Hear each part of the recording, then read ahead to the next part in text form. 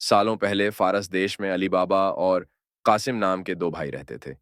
पिता की मृत्यु के बाद से दोनों भाई मिलकर अपने पिता का व्यापार संभालते थे। बड़ा भाई कासिम बहुत लालची था। उसने धोखे से पूरा व्यापार हथियाकर अली बाबा को घर से निकाल दिया। इसके बाद अली बाबा किसी बस्ती में जाकर अपनी पत्नी के साथ झोपड़ी में गरीबी की जिंदगी व्यतीत करने लगा। वह रोजाना जंगल जाकर लकड़ियां काटकर लाता और बाजार में उन्हें बेचकर जैसे कैसे घर का गुजारा चलाता था। एक दिन अली बाबा ने जंगल में लकड़ी काटते समय 40 घुड़सवार को वहां आते हुए देखा। सभी घुड़सवार के पास धन की पोटली और खंजर थे। यह देखकर वह समझ गया था कि ये सभी चोर हैं। अली बाबा एक पेड़ के पीछे छिपकर उन्हें देखने लगा। तभी सभी घुड़सवार एक पहाड़ के पास जाकर खड़े हो गए। तभी चोरों के सरदार ने पहाड़ी के सामने खड़े होकर बोला, खुल जा सिमसिम। इसके बाद पहाड़ में से एक गुफा का दरवाजा खुला। सारे घुड़सवार उस गुफा के अंदर चले गए। अंदर जाकर उन्होंने बोला, बंद हो जा सिमसिम, और गुफा का द्वार बंद हो गया। ये देख अली बाबा दंग रह गया। कुछ देर बाद वो दरवाजा फिर से खुला और उसमें से वो सभी घुड़सवार निकले और वहां से रवाना हो गए।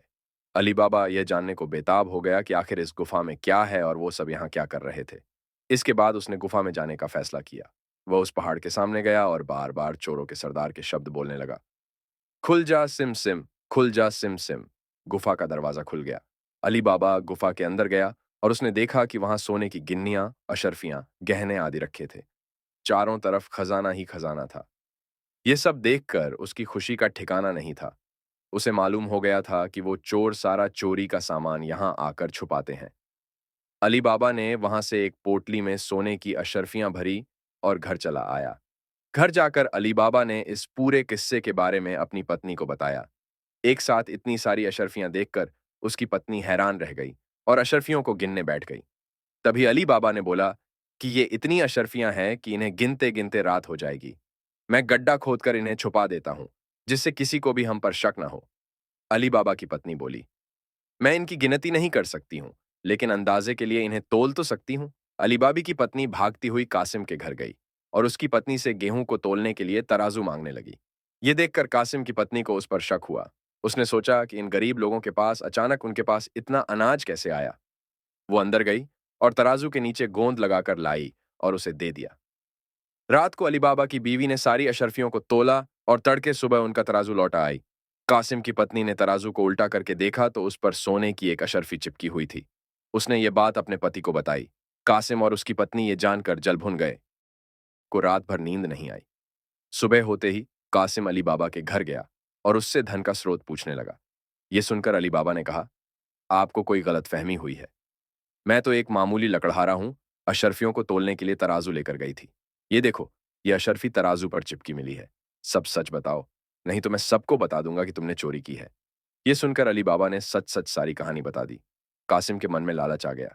उसने खजाना हथियाने का प्लान बनाया और अगले दिन गुफा पहुंच गया। वह अपने साथ एक गधा भी लेकर गया ताकि वह उस पर खजाना लाद कर ला सके। गुफा के सामने पहुंचकर उसने अली बाबा ने जैसे बताया था वैसे ही किया। उसके खुल जा सिम सिम बोलते ही गुफा का दरवाजा खुल गया। अंदर पहुंचकर चारों तरफ खजाना देखकर वह भौंचक्का रह गया। उसने बोरियों में सोने की सिक्के भरे और बाहर निकलते समय क्या बोलना है वही भूल गया।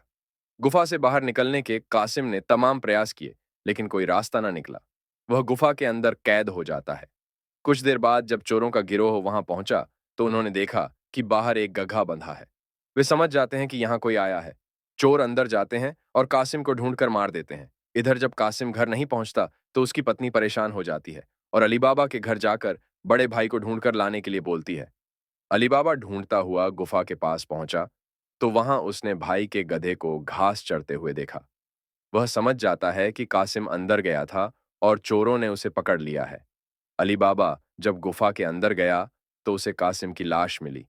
अली बाबा लाश को घर लाता है और बिना किसी को बताए प्राकृतिक मौत घोषित करके उसका अंतिम संस्कार कर देता है। कासिम की पत्नी के कहने पर अली बाबा और उसकी पत्नी कासिम का व्यापार संभालने लगते हैं और उसके साथ रहने लगते हैं। वहीं जब चोर गुफा में आते हैं और कासिम की लाश नहीं देखते तो समझ जाते हैं कि खजाने का राज किसी और को भी पता है। वह गांव में जाकर पता लगाते हैं कि कुछ दिनों में किसके घर में मौत हुई है। चोरों को अली बाबा का घर मिल जाता है। चोर ने उसके घर के बाहर क्रॉस का निशान लगा दिया। जिससे रात के समय उन्हें उसका घर समझने में आसानी हो। वहीं अली बाबा ने जब अपने घर के बाहर क्रॉस का निशान देखा, तो वह समझ गया कि चोरों ने घर का पता लगा लिया है। उसने वैसा ही निशान सबके घर के बाहर लगा दिया। रात में जब चोर आए, तो सबके घर पर वैसा निशान बना देखकर दुविधा में पड़ गए और वापस चले गए। चोरों का सरदार चुप-चुप बैठने वालों में से नहीं था। उसने उस मोहल्ले में अपने आदमी को भेजकर यह पता लगवाया कि हाल फिलहाल में कौन शख्स वहां अमीर हुआ है। इससे उसे अली बाबा के बारे में पता चला।